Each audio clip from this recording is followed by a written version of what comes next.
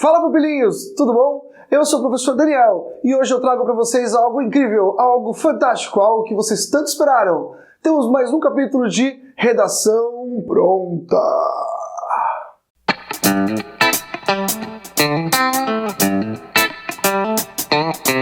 Fala, pupilinhos! Tudo bom com você? Tudo bom, meu Deus? Tudo bom?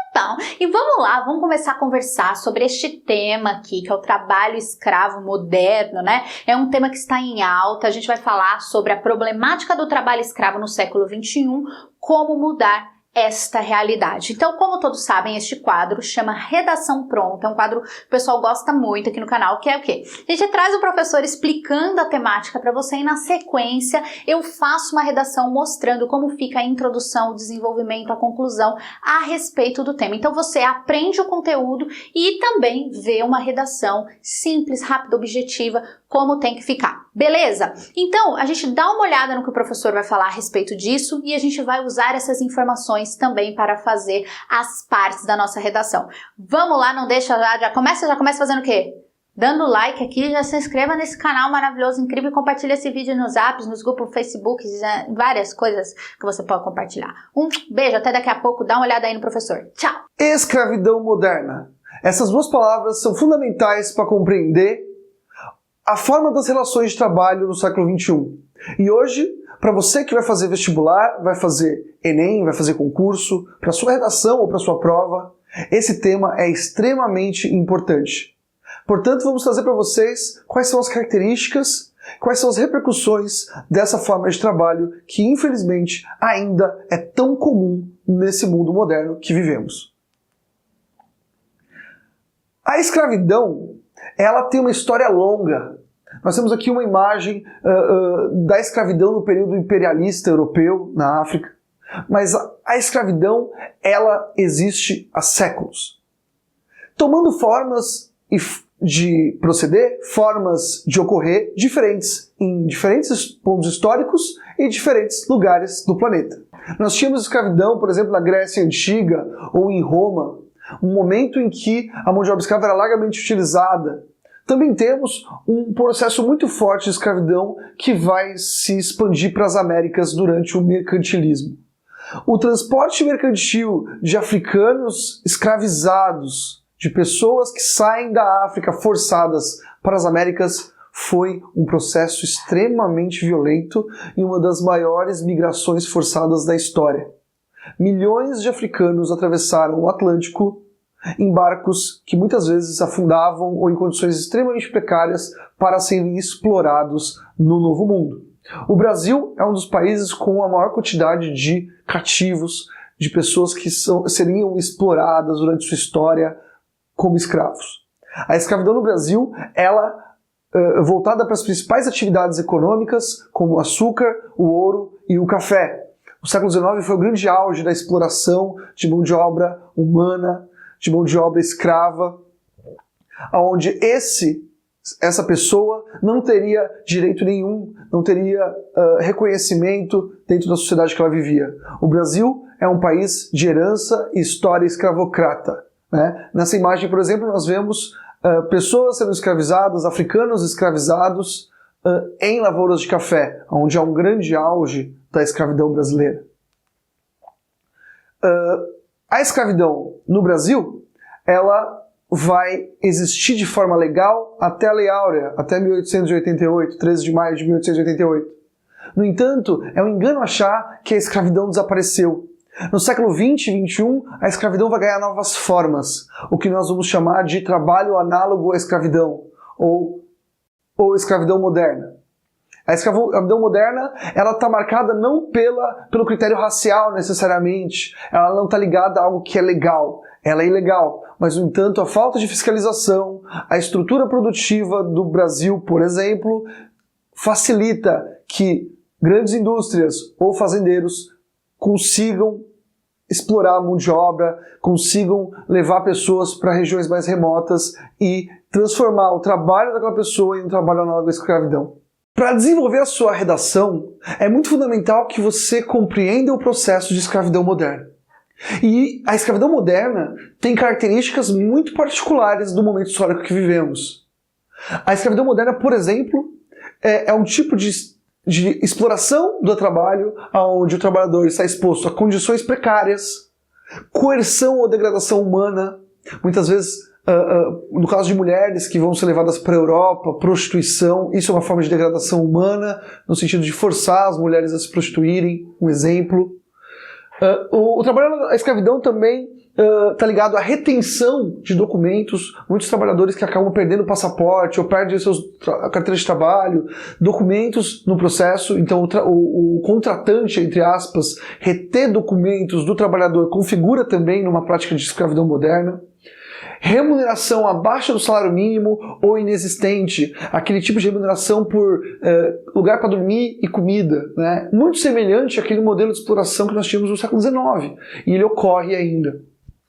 Além disso, jornadas de trabalho acima do permitido por lei, jornadas de trabalho exaustivas e trabalho infantil. Muito comumente, regiões afetadas por escravidão moderna, por trabalho análogo à escravidão, tem mão de obra infantil envolvida. E mão de obra infantil sempre, ou a maior parte dos casos, entra nessa modalidade.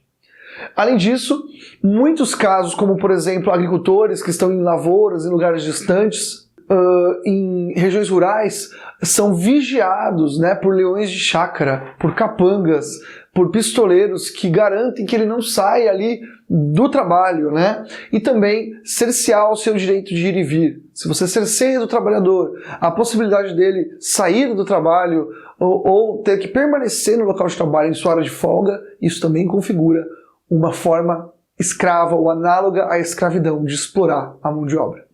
Beleza, o professor trouxe esse contexto incrível aí, muitas informações que nós podemos usar ao longo de toda a redação, mas vamos começar a fazer o quê? O texto. Vou mostrar para vocês parte por parte, mas antes eu quero deixar claro um detalhe. Eu fiz essa redação de forma manuscrita. Primeiro, antes de digitar, para colocar aqui no material, eu fiz ela à mão e com a minha letra, que é uma letra tamanho normal, ela não é gigantesca nem pequititinha, ficou exatamente com 30 linhas. Tá? Então, se você passar para um caderno, qualquer coisa do gênero, tem que dar 30 linhas, porque foi o que eu consegui fazer. 30 linhas exatamente, uma folha padrão de prova, tá bom? Então, não se assustem, porque quando a gente digita, fica um pouquinho maior, um pouquinho menor, porque eu tenho que acertar também aqui pro slide, mas tem exatamente 30 linhas na redação, tá? Vamos lá. Como que ficaria uma introdução a respeito deste tema, tá? Vamos dar uma olhada no que eu escrevi aqui.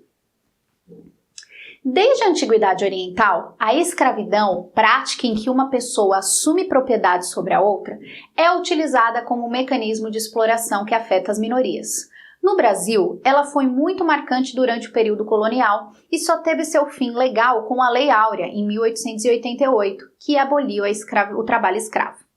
Entretanto, mesmo com a lei em vigor há mais de um século, são inúmeras as denúncias de atividades análogas à escravidão, também conhecidas como escravidão moderna, o que demonstra a necessidade de um maior engajamento político e social a fim de erradicar esta barbárie. Certo, o que eu fiz aqui? Eu utilizei duas técnicas de introdução. Para quem não viu, aqui no canal nós temos um vídeo sobre como fazer uma introdução, técnicas de introdução. Eu vou deixar linkado, vai aparecer aqui ou vai aparecer aqui embaixo também na descrição do vídeo, tá? E eu usei aqui, eu fiz uma linha do tempo, né? Trouxe o contexto histórico e também defini a palavra escravidão com as minhas palavras. Então eu falo assim, ó, desde a antiguidade, e aí depois eu fui para o Brasil. Então eu fiz uma linha, né, falando desde quando existe essa escravidão. E aí eu coloquei, ó, a escravidão, prática em que uma pessoa assume propriedade sobre a outra, é utilizada como um mecanismo de exploração das minorias. Gente, o que eu fiz? Eu defini a palavra-chave do meu tema. Eu peguei a palavra escravidão e usei a técnica de definição da palavra. Tudo bem? Todo mundo pergunta, professor, eu posso usar mais que uma técnica numa introdução, no desenvolvimento, na conclusão? Pode, você pode misturar as técnicas, desde que isso seja feito de uma forma coerente, beleza? Então tá, aqui eu fiz a definição da palavra escravidão, que é a palavra-chave do meu tema, e aí eu fui explicar lá, né? Ó, prestem atenção. Definição, né? Escravidão, com as minhas palavras, é uma prática em que uma pessoa assume propriedade sobre a outra e é utilizada como um mecanismo de exploração. Ponto. Minhas palavras, não preciso de um dicionário para explicar isso para mim. Isso é definição, beleza? No Brasil, ela foi muito marcante durante o período colonial e só teve fim com a Lei Áurea. Gente, prestem atenção, eu explico ao meu leitor o que é a Lei Áurea. Ela aboliu o trabalho escravo.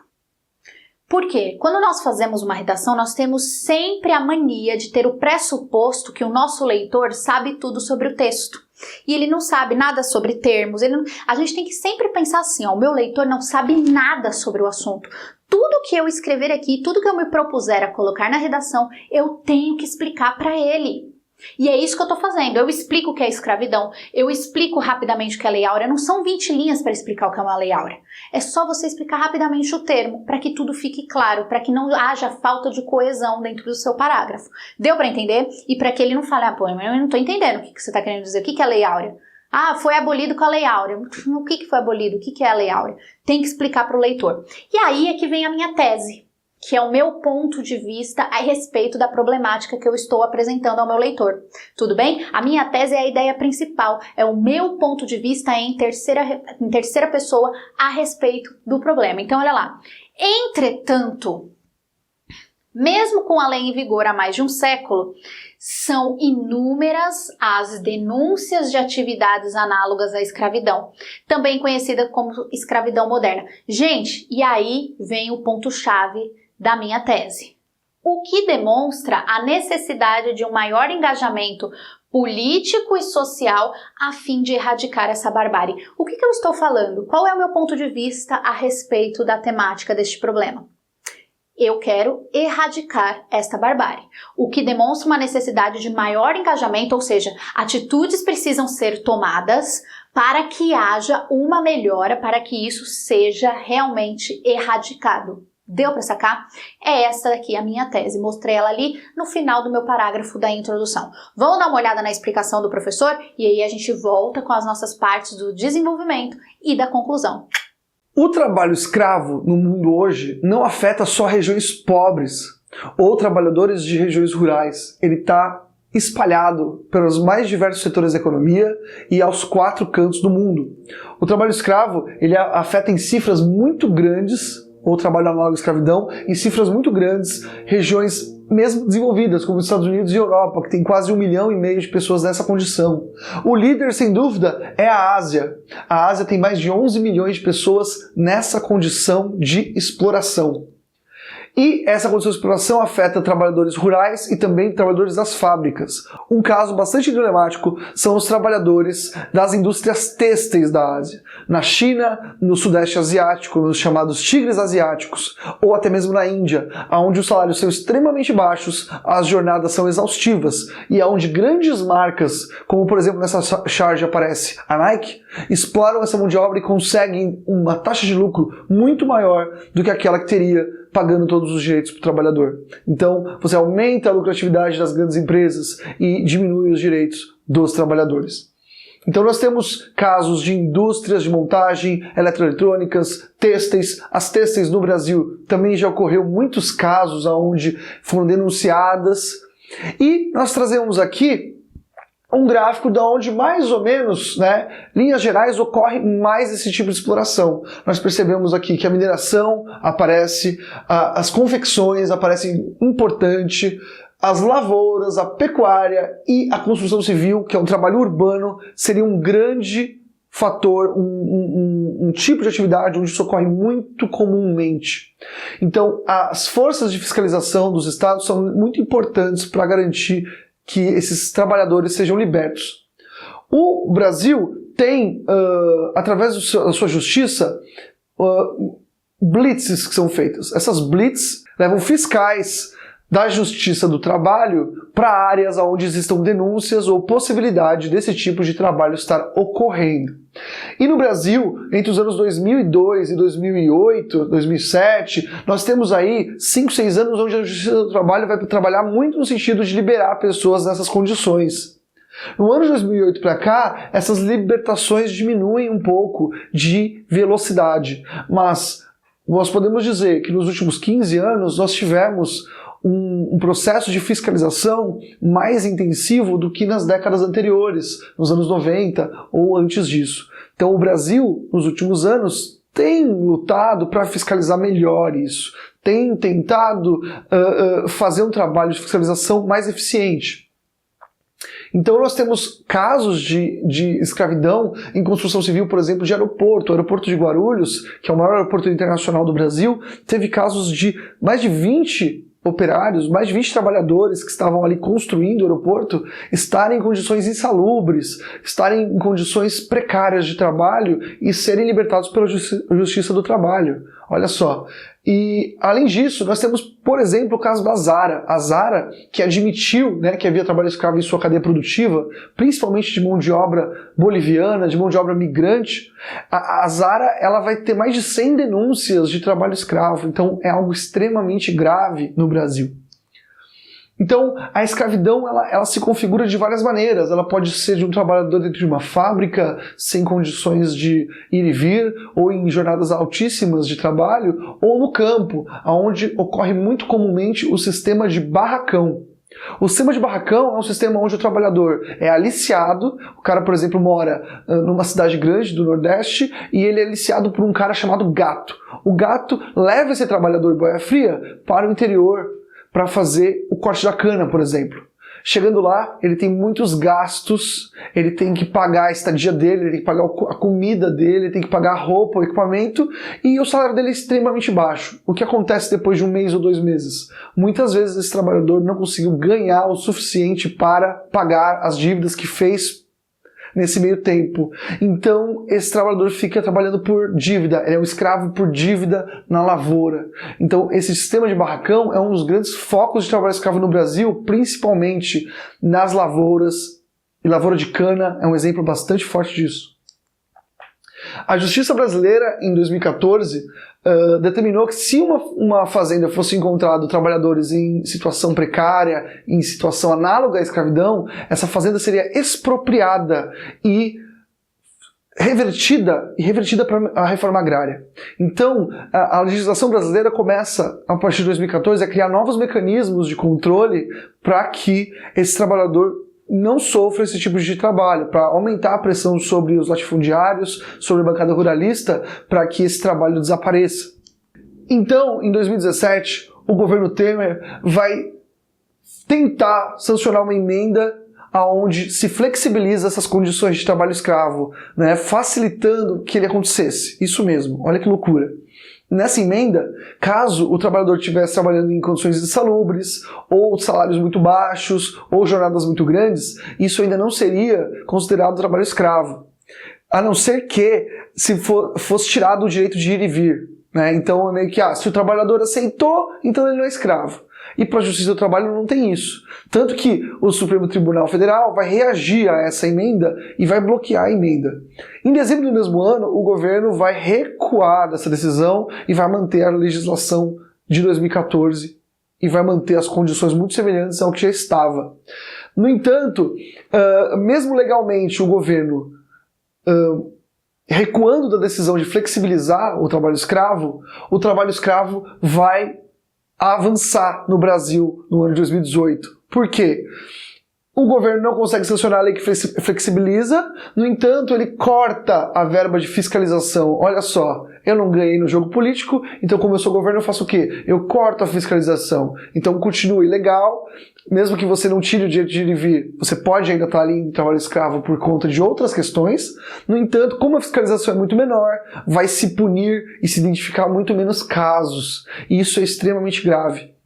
Isso nos leva a essa charge, né? Humilhante esse 7-1, não? E aí você é uma criança trabalhando na lavoura, né? E a PEC do trabalho escravo, ela vai ser levantada como uma questão importante. Porque se o governo flexibiliza as condições para você ser considerado um trabalhador que está em trabalho escravo, que governo é esse? O que quer um governo que flexibiliza isso, que facilita uma pessoa em cair num estado de miséria e de extrema exploração? Bom, nesse momento da sua redação, você provavelmente está pensando, como que eu posso solucionar isso, ou como eu posso apontar uma saída para esse problema?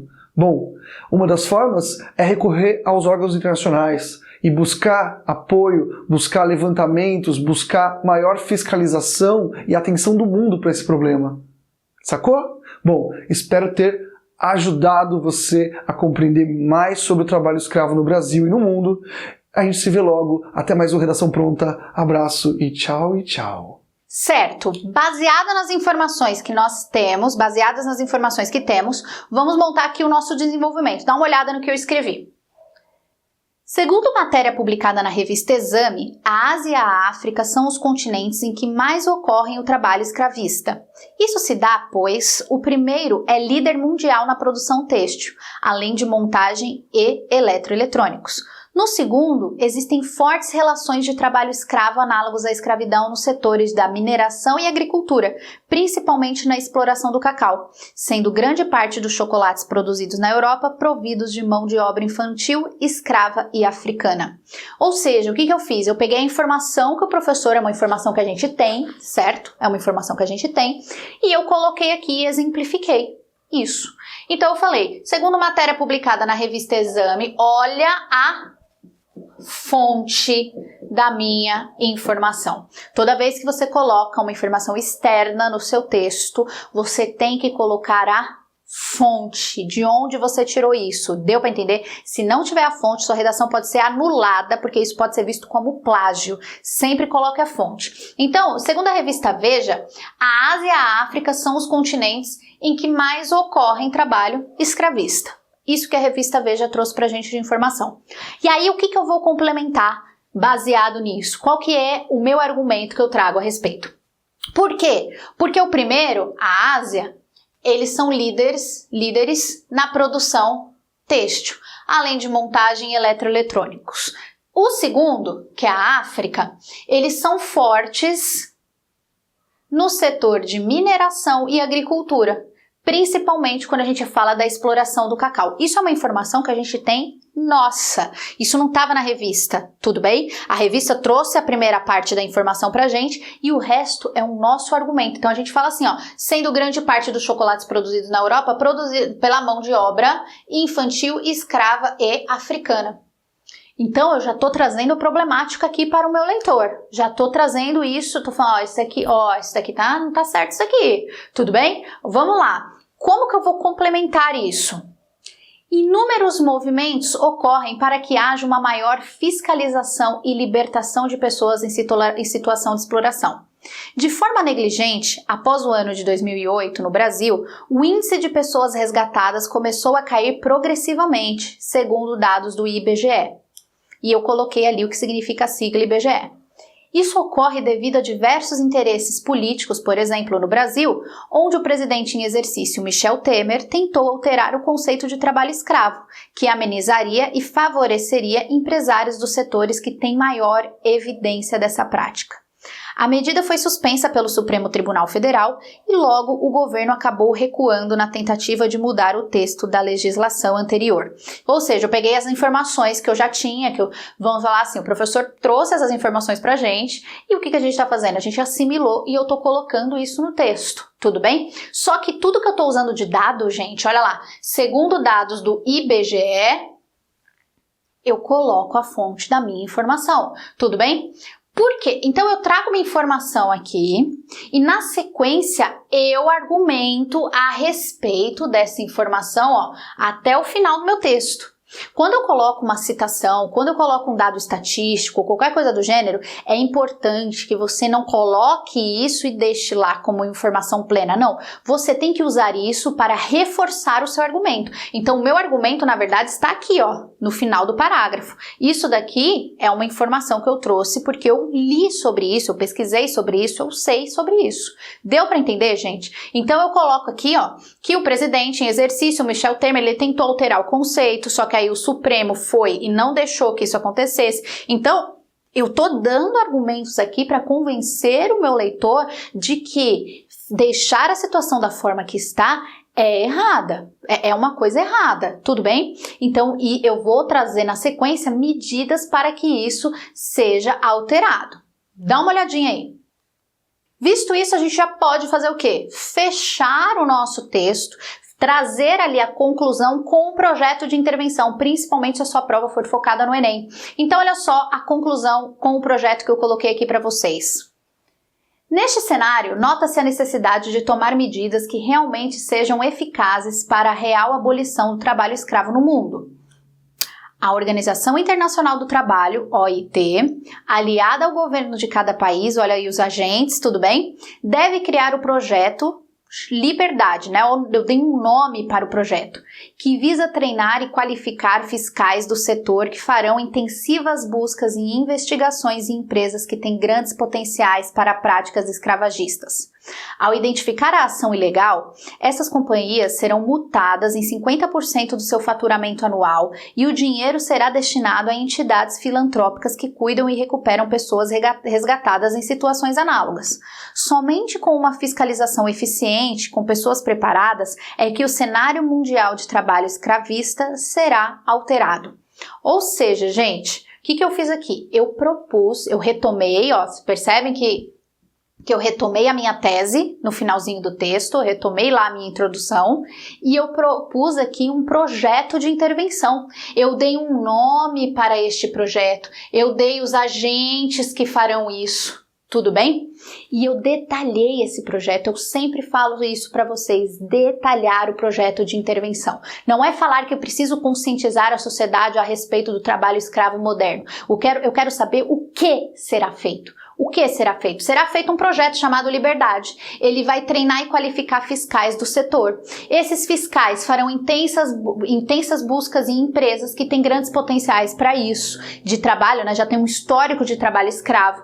Vão identificar essas ações ilegais e a punição vai ser 50% do faturamento anual. Vai doer no bolso da empresa que faz essa prática. Ou seja, vai compensar para ela realmente ir lá registrar o funcionário certinho, compensa para ela seguir dentro da lei, tratar seres humanos como seres humanos, do que pagar 50% de multa do seu faturamento anual, ou seja, metade do faturamento anual dessa empresa. Eu estou colocando uma multa bem pesada. É o meu projeto de intervenção. Não precisa, você tá entendendo, gente? É um projeto de intervenção. E o dinheiro não vai ser o quê? O governo pega o dinheiro e usa? Não. Esse dinheiro vai ser usado para entidades filantrópicas que cuidam e recuperam as pessoas que estavam em situações análogas à escravidão.